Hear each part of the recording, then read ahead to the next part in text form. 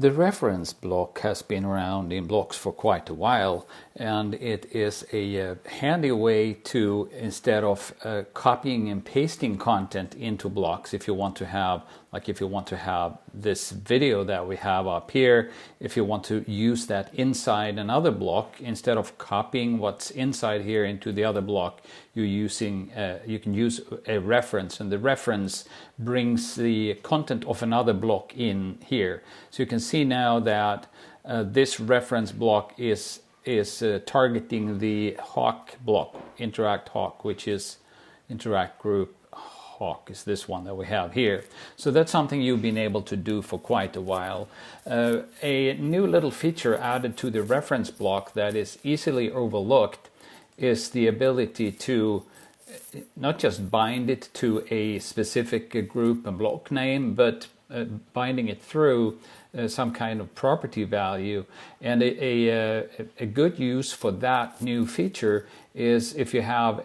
like let's say you have a presentation room, and in that room you have a display like the one we show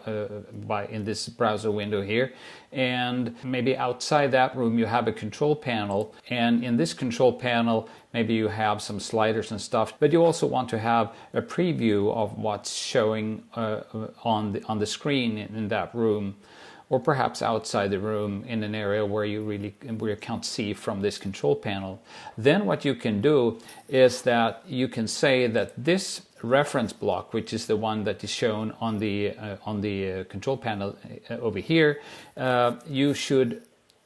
this reference block should always show the block that is shown by this spot up here, which is this that's called display, and you can see right now it's just showing a Pixelab logo. So if you want to make sure that this control panel is always showing the same block, then you can, instead of hardwiring this to a specific block, you go through a property value, and then you can bind it to, in this case, the playing block property of the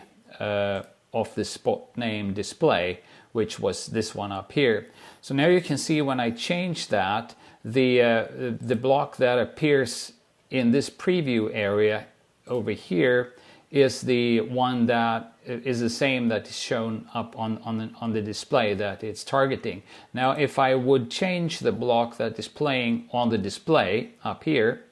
by dragging this one over here, or by scheduler, or by any other means, then you can see that the control panel's preview always shows the same block as what's shown on this spot. And of course you're not limited to just showing what's playing on another spot, since this can be bound to any property in the system.